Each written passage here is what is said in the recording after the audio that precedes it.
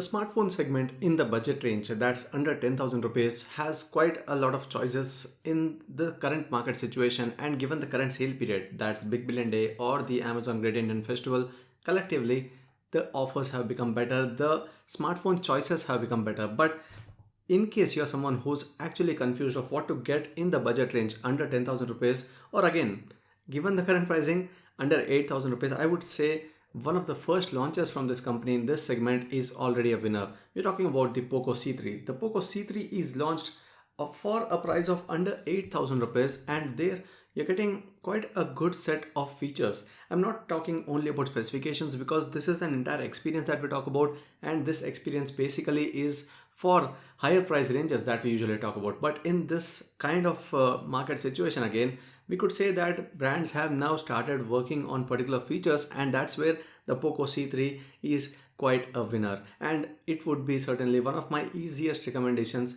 in this price range. Hey guys, this is Chetan for Gizmo Times, and this is all about the POCO C3. So let's start with the design here. It's a two-tone design. There are three options here. Basically, you have the Arctic blue, there's the lime green, as well as the matte black. And of the three, the Arctic blue that I got to test out has kind of a very good design. Here you can see that there's a plain area, and there's also this bottom area that is having the cross lines, but the POCO branding shifted towards the top makes it kind of a very subtle while still a good looking design on the smartphone. And not just that, it also has the P2I barrier protection, which keeps it still a spill proof design, so that if there's any accidental water spilling onto it, it would be easily protected. Now moving on to the next one, that is the performance.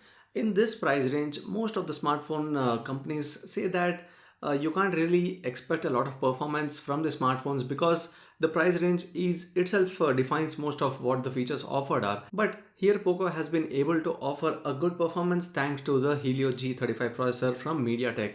I mean, this particular processor has been used by quite a lot of brands already in the same price range, and that itself already gives you the indication that it's not a bad chipset at all.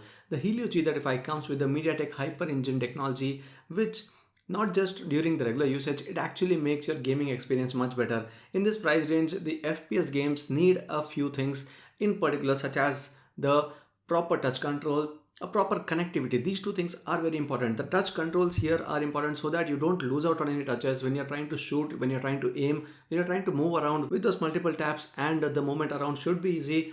That's where the HyperEngine technology properly takes in every touch input there. Along with that, one other thing that most of the gamers or any user with the FPS gaming, if they have an interest in the FPS games such as COD Mobile, PUBG Mobile, the current Korean variant that we guys still play, in these games the latency is very important. If you have a network lag in your device, you can't even aim or shoot on the other person and you're already dead.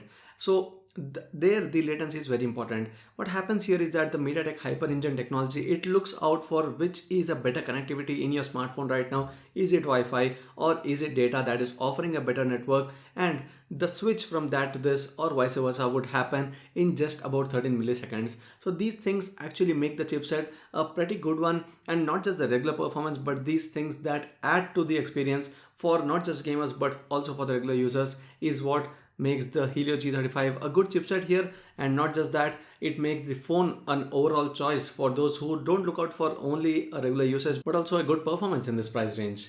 Next is the cameras. Again, we have always seen POCO doing quite a good job with the cameras. We've seen the POCO F1, the first flagship, doing so well. Then it was the POCO X2, then came in one more POCO X series device and a series of POCO M devices. But the POCO C3 is a new series. The C series is a budget one. So here usually what we see is we feel like, okay, this could be just another set of cameras. But what I've seen from my initial testing is that the triple camera combination here is not just about the numbers, because it isn't heavy on numbers anyway. It's a 13 megapixel regular camera, then you have a 2 megapixel depth camera, and these are the two cameras that you usually see on most of the smartphones in this price range. But at least in this smartphone, you're getting the 2MP macro sensor for those close-up shots. If you're someone who's interested into it and want to try out how macros work, if you don't have a huge budget and still want to see one in your smartphone. So it comes with a triple layer camera combination, and the same module has the LED flash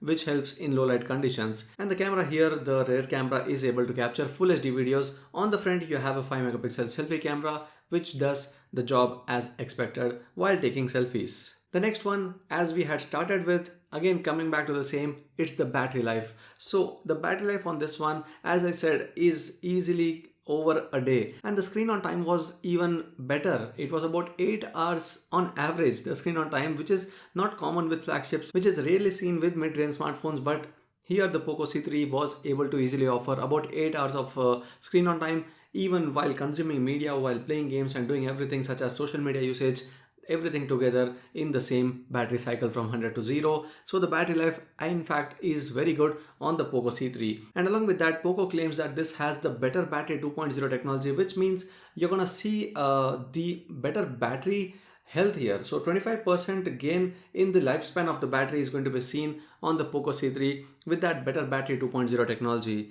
And along with it, there are a few things that usually we miss out on when we look at the spec sheet. That's why I said it's not just about the specifications here. This phone has the TUV Rainland certification. It has the P2I coating. Along with that, there's corrosion proof ports and also a surge protection charger given in the box itself. So overall, it's quite a good package. And while the regular price was 7,499 and I would have easily recommended the phone there, the current sale price is actually much lesser. You're getting the same phone for 6,750 at the Flipkart Billion Days. So in case you're someone who's looking for a budget smartphone without any compromises or any headache about thinking this is lost out, this is compromised, this is missing, the POCO C3 is one of my recommended choices. And I thought during the sale we've seen many advertised devices. This is better than that for this particular feature. Why would we always choose one particular feature for choosing a smartphone over the other? It should be an entire package, and that's where I felt we should be having this video done for this particular device, because it's kind of this price range where many look out for, and you see a list of smartphones coming down in the same page and sometimes you miss out on the best of it. So this was all about the POCO C3 that's available for just around 7,000 rupees or less than that right now in the Billion Days, and after the sale period as well, the price of 7,500 is not bad at all. So that's it guys, I hope you like this video. If you do share and subscribe to Gizmo Times for more. Thanks for watching and see you next video.